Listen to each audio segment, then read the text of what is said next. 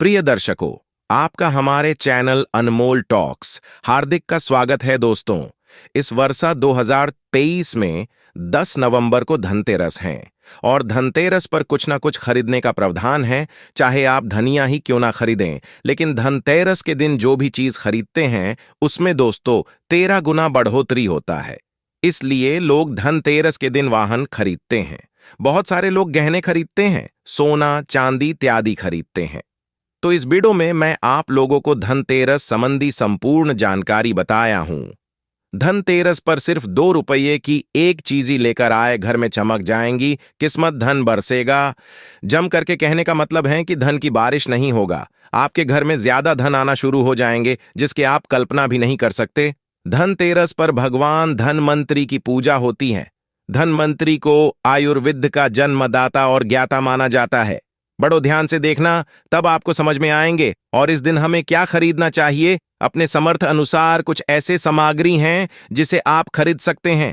अब आखिर जानते हैं धनतेरस के दिन हमें क्यों खरीदना चाहिए, बाई की दिन क्यों नहीं खरीदना चाहिए। देखें, जो धनतेरस का दिन होता है, धन प्राप्ति करने का सर्वश्रेष्ठ दिन माना जाता है। धनतेरस के दिन जो भी वस्तु खरीदते हैं उसमें 13 गुना ज्यादा प्रभाव बढ़ जाता है। तरता अच्छा तो हो जाता है। मान कि चलिए आपने धनतेरस के दिन जैसे कि कोई वाहन खरीदते हैं, तो वाहन में इतना ज्यादा प्रभाव हो जाते हैं, 13 गुना ज्यादा प्रभाव बढ़ जाते हैं कि उस वाहन की तिर कभी भी उस वाहन से आपको दुर्घटना नहीं होगी, किसी को नुकसान नहीं पहुंचती है। कहने का मतलब है कि धनतेरस के दिन जो भी चीजों को खरीदते हैं उसमें आपको शुभ फल प्राप्त होता है। तो हमें धनतेरस के दिन क्या खरीदना चाहिए? तो आप अपने समर्थ अनुसार धनतेरस के दिन आपके पास जितना पैस हैं, आपके पास जो समर्थ हैं, उनके अनुसार कुछ चीजों को खरीदारी कर सकते हैं।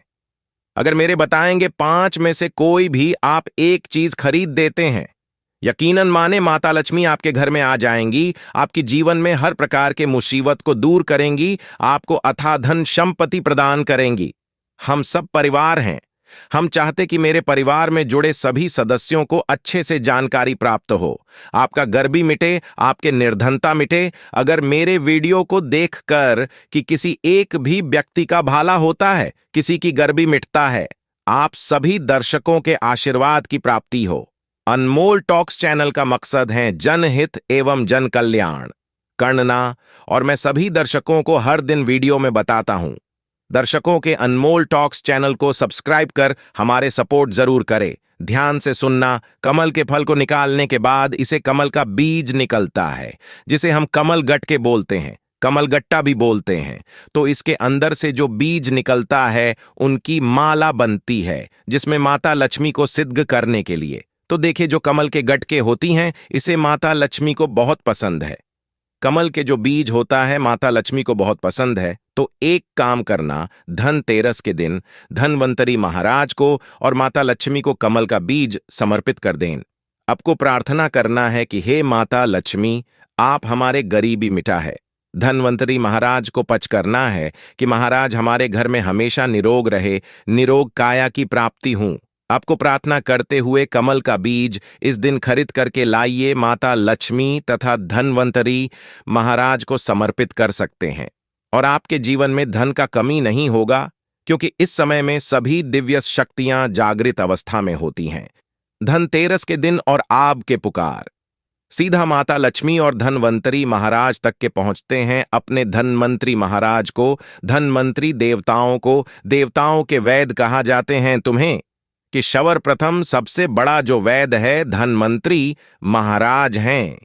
ये देवताओं के वैद्य हैं और ये हमारे लिए भी पूजनीय है। हम सब इनकी पूजा करते हैं। हमें वेद का ज्ञान तो इस दिन काला बज, घोड़ बज या फिर शंकर जटा, ये सर्वा औषधि नाम के एक औषधि आती है। आप इन घर में खरीद करके ला सकते हैं। ये घर में खरीद करके आप अपने घर में लाते हैं और इसे स्थापित करते हैं। ये फिर धनवंतरी महाराज को समर्पित करते हैं। तो जब तक ये औषधि आपके घर में रहेंगे तब तक आपके घर में बिल्कुल ही किसी को रोग नहीं आएगा। और ऐसा भी कहा जाता है, इस दिन औषधि खरीद करके लाने के बाद, जैसे कि बच हैं, शंकर छठ हैं, सर्व औषधि आते हैं, आप इस दिन इंद्रजाल नाम की जो झड़ी आती हैं वो भी खरीद करके ला सकते हैं। ये फिर किसी भी प्रकार की चमत्कारिक पेड़ की जो बांदा होती हैं, ये फिर चमत्कारिक जो वनस्पतियां होती हैं, ये खरीद करके ला करें। ये अगर जो लंबे समय से बीमार पड़े, खाट में पड़े व्यक्ति हैं, चलने फिरने में समर्थ नहीं, तो इसके नाक में अगर इसके 2 से 3 बूंद नसिए दिया जाए तो वो भी ठीक हो करके कुछ दिनों के में चलने फिरने लायक हो जाते हैं। इसके बाद है गुमती चागरा और कवड़ियां तो दिखें। जो कवड़ी होते हैं बचपन में काफी खेले हैं। जो कुमती चक्रा होते हैं ये भगवान विष्णु से उत्पन्न हुआ है। एक धार्मिक कथा के अनुसार जो गुमती चक्रा है भगवान विष्णु से उत्पन्न हुआ है। एक धार्मिक कथा के अनुसार जो गुमती चक्रा है भगवान विष्णु से उत्पन्न हुआ है। और कवड़ी भी समुद्र से उत्पन्न हुई है। ऐसा कहा जाता जिसी हाय वहां पे माता लक्ष्मी स्वतः ही खींचे चले जाते हैं। जिस प्रकार जो चुंबक होती है लोहा को अपनी तरफ आकर्षित करने का काम करता है, उसी प्रकार जो एक कवड़ी है धन लक्ष्मी को अपनी तरफ आकर्षित करता है।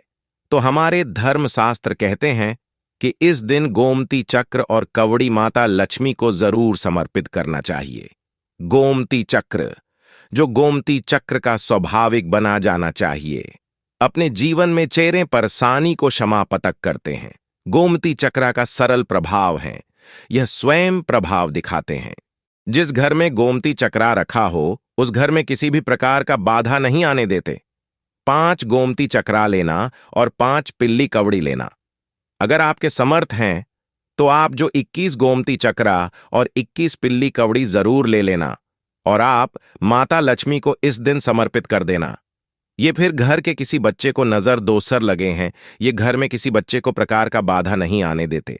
जल्दी नजर दोष लग जाते हैं तो एक काम जरूर करना, इस दिन गुमती चक्र को लाल कपड़े में बांध करके जो छोटे बच्चे को नजर दोष लग जाते हैं उसे पहना देना।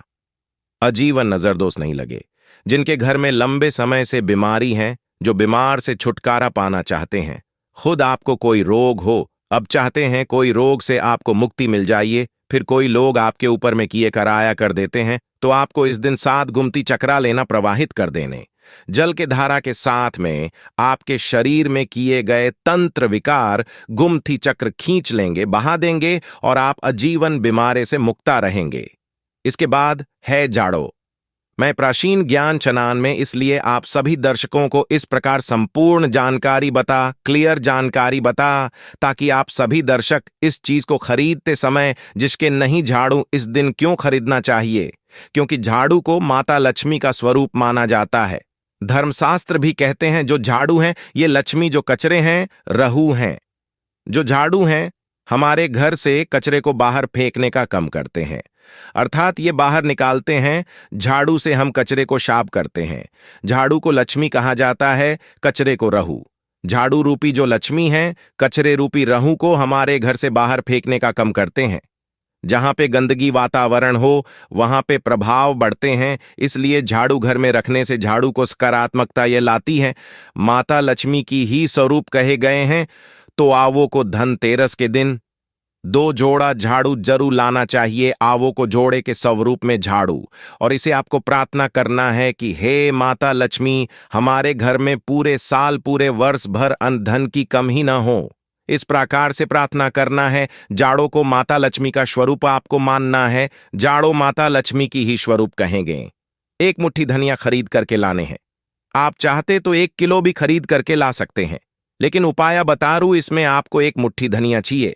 1 मुट्ठी धनिया को लाल कलर की वस्त्र में आपको डाल देना।